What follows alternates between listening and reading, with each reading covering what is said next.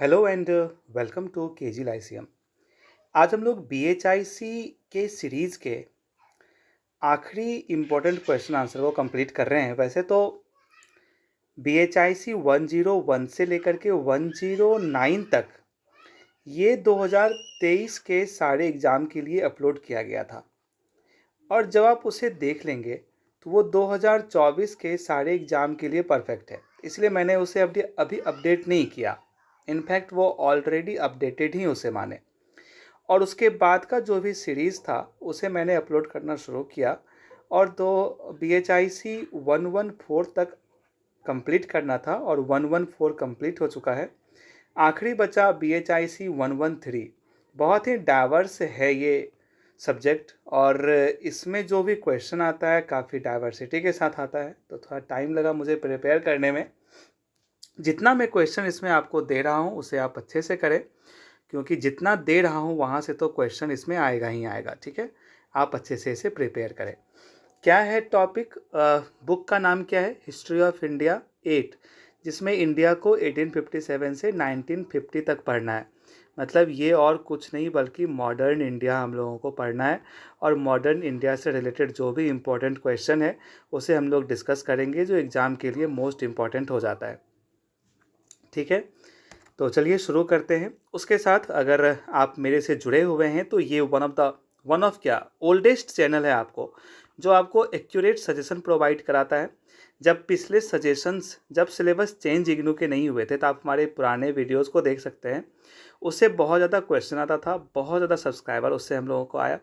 ढेर सारे अच्छे मित्र बने जिन्होंने मुझे थैंक्स कहा, जिनका ग्रेजुएशन इस चैनल की वजह से कंप्लीट हो पाया है। तो न्यू सजेशन इग्नू का आ चुका है, उसके लिए भी मैं पूरी तरीके न्यू कोर्स इग्नू का अपडेटेड लॉन्च हो चुका है, उसके लिए भी हम लोग अब पूरी तरीके से मेहनत कर रहे हैं। आशा है हम लोग अच्छा कर पाएँ। तो मेरा साथ देना है तो सब्सक्राइब करें हमारे चैनल को, और उसके साथ हम टेलीग्राम चैनल से जुड़े। डिस्क्रिप्शन में लिंक है, केजी लाइसियम करके अपना टेलीग्राम चैनल है। ठीक है, वहाँ से आप हम लोगों से जुड़ सकते हैं। सारे वीडियोस के PDF वहाँ पे अपलोड करा दिया जाएगा। तो चलिए शुरू करते हैं। क्या क्या इंपॉर्टेंट क्वेश्चन है हम लोग आज से देखते हैं। पहला है, role of literature in promoting national consciousness. राष्ट्रीय चेतना को बढ़ावा देने में साहित्य की भूमिका क्या रही है, वो यहाँ क्वेश्चन पूछा जा रहा है। दूसरा क्वेश्चन है, मतलब रोल ऑफ लिटरेचर आपको पढ़ना है। ठीक है, जो कि नेशनल कंसियसनेस को बढ़ावा दिया था, जो कि लोगों में एक चेतना को लेकर चेतना का जन्म दिया, जिससे लोगों में एक देशभक्ति पनपा था। Factors led to the partition of India. भारत के विभाजन के कारण क्या क्या थे, उसे हम लोगों को उसे जानना है। तीसरा क्वेश्चन है, contribution of Swaraj party in Indian national movement. भारतीय राष्ट्रीय आंदोलन में स्वराज पार्टी का योगदान क्या रहा। तो स्वराज पार्टी को अच्छे से कर लेंगे। उसके साथ वैसे तो मैं जितना भी क्वेश्चन दे रहा हूँ वो करना ही है। यहाँ से बैक ईयर में क्वेश्चन आ चुका है, पार्टीशन ऑफ इंडिया का फैक्टर्स क्या था। कभी कभी ये क्वेश्चन आ जाता है कि 1945 से लेकर के 1947 तक का क्या सिनारियो था, वो आपको जानना होगा, ताकि आप इस क्वेश्चन को अच्छे से लिख सकते हैं। ठीक है, यहाँ कंट्रीब्यूशन ऑफ स्वराज पार्टी हो गया, स्वराज पार्टी का क्या योगदान है वो जानना है। नेक्स्ट जो क्वेश्चन है वो आपको कॉन्स्टिट्यूशनल रिफॉर्म से 2 क्वेश्चन मिनिमम दिख ही जाता है हर साल। तो कॉन्स्टिट्यूशनल रिफॉर्म से आने वाले जो टॉपिक हैं जो आप लोगों को तैयार करना है, वो है इंडियन काउंसिल एक्ट 1892, भारतीय परिषद अधिनियम 1892। साइमन कमीशन से क्वेश्चन लगातार आ रहा है, इसको जान लेना है। मॉन्टेग्यू चेम्सफोर्ड रिफॉर्म, इसको भी जान लेना ज़रूरी है, 1919 वाला। और यहीं से आपको नॉन कोऑपरेशन भी आगे हम लोग देखेंगे, वो आ जाएगा। मॉर्ले मिंटो रिफॉर्म 1909 वाला। यहाँ बच्चे कंफ्यूज होते हैं, इसलिए मैं यहाँ पे आपको मैंने ईयर डाल दिया, एक 1919 वाला और मॉर्ले मिंटो रिफॉर्म ये 1909 वाला। ये दो पे कंफ्यूज नहीं करिएगा, सेपरेट।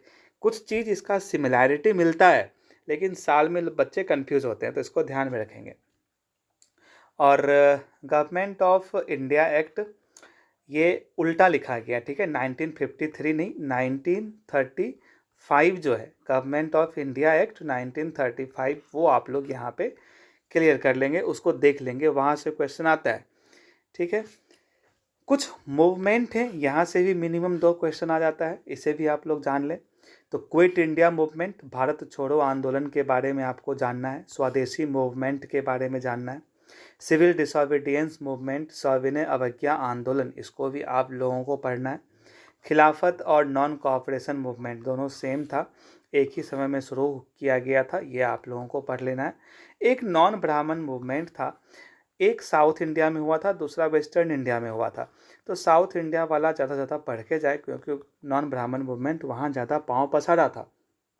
तो आ जाएगा क्वेश्चन कि please explain non Brahmin movement, okay, in with ये साउथ के कॉन्टेक्स्ट के साथ, साउथ में क्या हुआ था, या फिर with respect to western India, वो भी पूछ सकता है।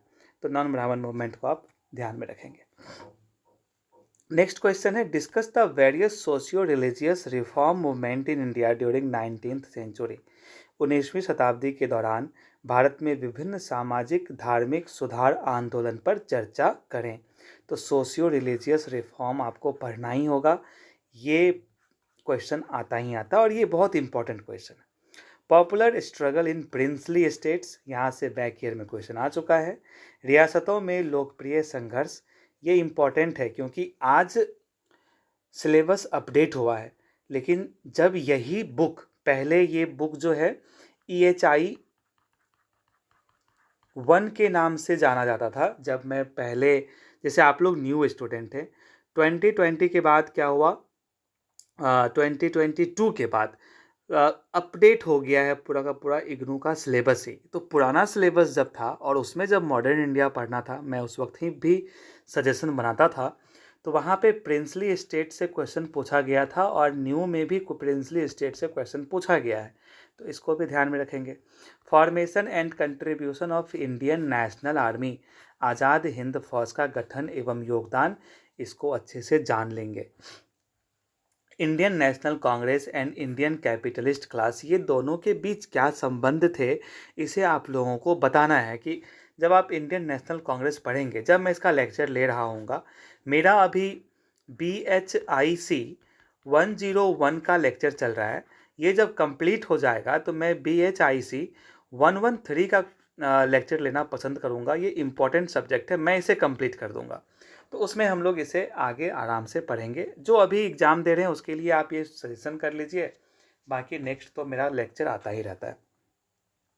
Early political activities of Mahatma Gandhi, Mahatma Gandhi के प्रारंभिक राजनीतिक गतिविधि, इसको आपको बताना है। बैक ईयर में ये क्वेश्चन आ चुका है और ये आने का चांस है। क्रिप्स प्रपोजल तो जान लेना है, इसको क्या था।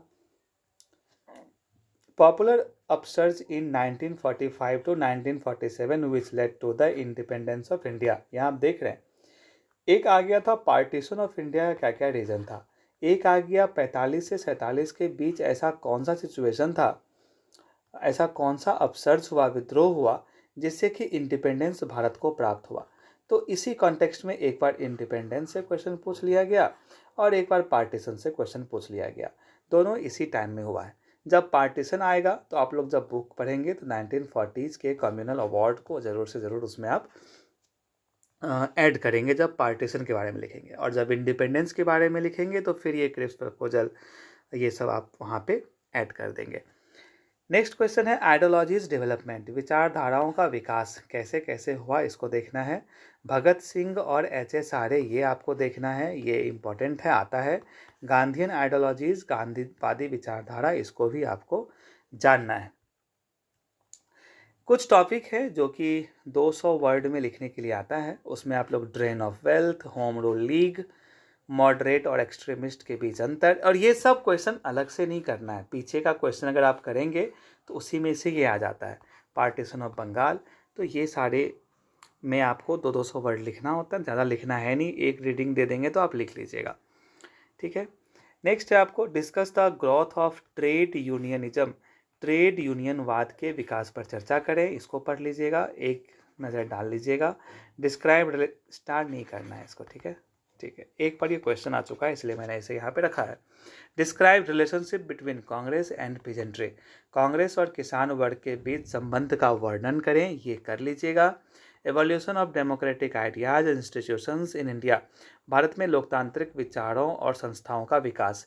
ये 3 क्वेश्चन आप पे निर्भर करता है, अगर आप करना चाहते हैं तो कर ले, बाकी पीछे का क्वेश्चन जरूर से ज़रूर करें, वहाँ से क्वेश्चन आता है। और गारंटी है कि ये 3 में से भी कभी भी एक क्वेश्चन तो आ ही सकता है। तो ये था सजेशन जो मैंने इसे प्रिपेयर किया। कुछ काम की वजह से, बिजी शेड्यूल होने की वजह से समय लग जाता है, लेकिन जहाँ तक हो पाया मैंने BHIC सीरीज़ के सारे क्वेश्चन को कंप्लीट कर दिया। Best of luck for examination. Thank you.